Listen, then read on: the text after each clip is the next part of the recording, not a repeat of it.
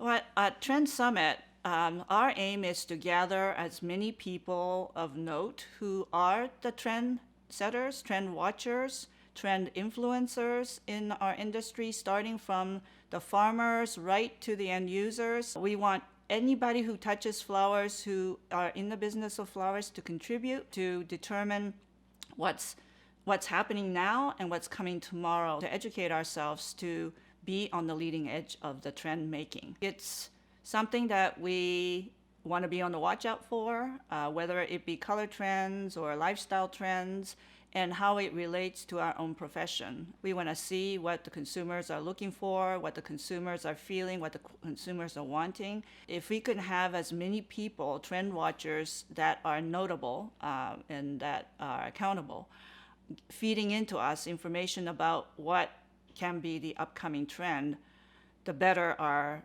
expectation of what trends that we follow are.